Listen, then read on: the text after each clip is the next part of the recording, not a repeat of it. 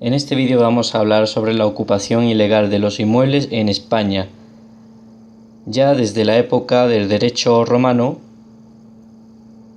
se distinguía entre el poseedor civil, que es aquel poseedor que tiene algún derecho real sobre la cosa, y el poseedor natural. Es importante que tengamos en cuenta la distinción entre estos conceptos.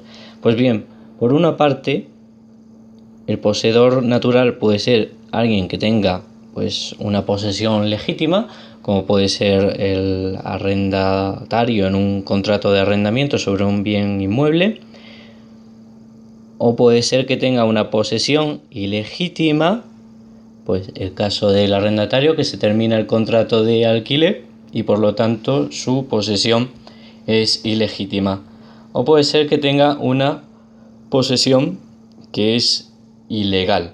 Cuando se posee de forma ilegítima o ilegal, se dice que tiene una posesión con mala fe o deshonesta. Pues bien, para reclamar la posesión a un poseedor ilegítimo se requiere el auxilio judicial al amparo del artículo 441 del Código Civil. Es decir, no puede llegar el dueño e irrumpir en la vivienda desalojando al inquilino por sus medios una vez que termina el contrato, porque esa vivienda es su morada y tiene una serie de protecciones que le concede el ordenamiento jurídico. Debe ser un juez quien declare la terminación del contrato y la situación de precario y así ordene el lanzamiento del inquilino. Pero bien, el poseedor ilegal es distinto. El poseedor ilegal tiene la mera tenencia del inmueble, es lo que se viene a llamar el ocupa, y ha entrado en el inmueble bien sea de forma clandestina o bien sea de forma violenta.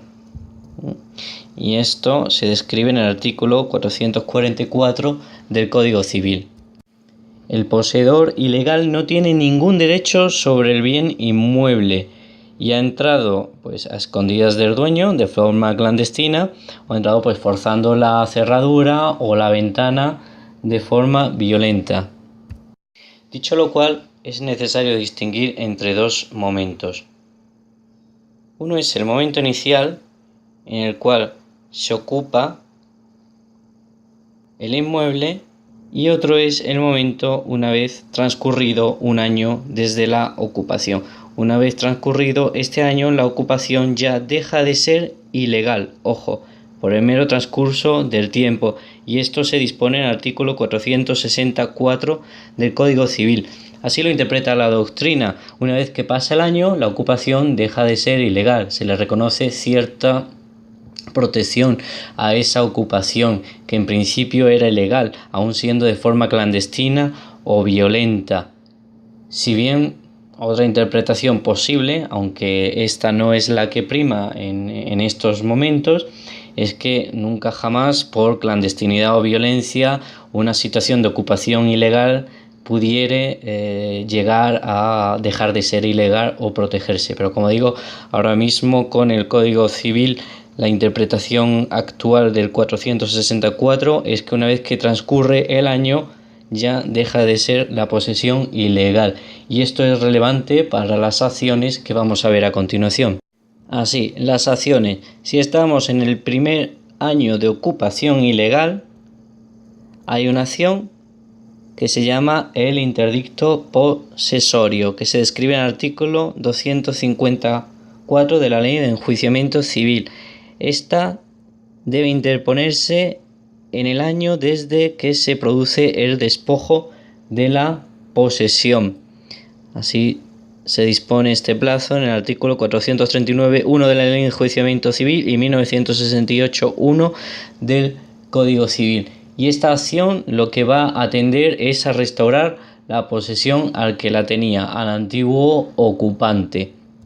Esta acción no se fija en quién es el dueño. El juez aquí no se va a fijar en quién es el dueño, sino en quién ocupaba la vivienda anteriormente. Y por lo tanto puede ser interpuesta por el dueño, que se marche y le ocupan la vivienda, o bien por el inquilino, que le han ocupado la vivienda que tenía alquilada, o bien incluso por el ocupante. Ojo, también puede ser interpuesta por un ocupante que no tiene derecho a ocupar la vivienda. Si viene otro ocupa y pues también le despoja de la posesión. Es una acción que es sumaria, que es muy rápida y va a tender a restablecer la posesión, con independencia de que se sea dueño o no se sea dueño del inmueble, y se interpone ante el juez donde radica el inmueble. Una vez que pasa el año, pues ya la acción que le queda al dueño, ¿verdad?, es la acción del titular registral, que se describe en el artículo 257 de la Ley de Enjuiciamiento Civil. Pues esta puede ser, imaginemos que alguien se encuentra con que su casa pues hay ocupas desde hace 2 años. En esos casos ha pasado ya el año para interponer el interdicto posesorio desde que se produjo la ocupación, y por lo tanto lo que le quedaría al dueño sería la acción del titular registral. Hemos visto las acciones civiles, vamos a ver ahora las acciones penales. Aquí hay que distinguir también 2 situaciones. Una situación en la cual el inmueble está vacío, y es lo que se llamaría el delito de usurpación, que es el artículo 245 del Código Penal, y otra situación en la cual se ocupa el inmueble cuando hay alguien viviendo dentro, y es lo que se llamaría el allanamiento de morada. Alguien viviendo o una empresa instalada. Es el artículo 202 y 203 del Código Penal. Es obviamente más grave el delito de allanamiento que el de usurpación. El bien jurídico en la usurpación es la propiedad, mientras que el bien jurídico protegido en el allanamiento es la morada, es decir, el domicilio.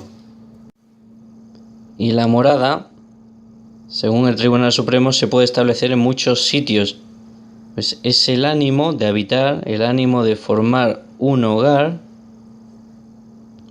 con carácter permanente. Pues bien, en ambos casos la actuación de la policía es distinta.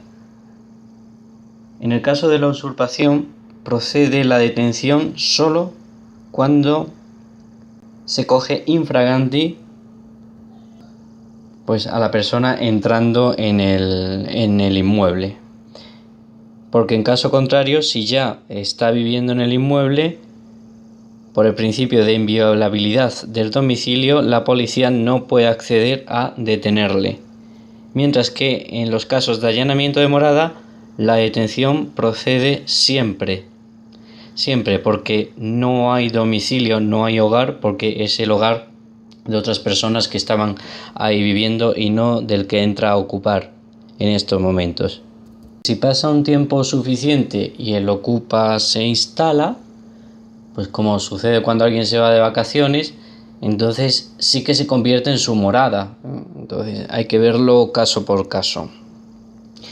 De tal forma que si el dueño entra, pues pudiera estar cometiendo no solo un allanamiento de morada, sino también un delito de coacciones, descrito en el artículo 172 del Código Penal, que se producen los casos pues, en los que se cambia la cerradura en un descuido del ocupa para evitar que el ocupa pues entre, una vez que el ocupa ha cambiado anteriormente la cerradura. Por ello hay que actuar rápido ante el allanamiento de morada para evitar que se convierta en una nueva morada.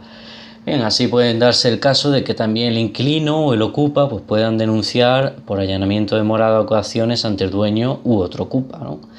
Y aunque se recupere la posesión finalmente por el dueño, el delito pues se habría cometido. Bien, este es el marco jurídico actual de la ocupación ilegal en España.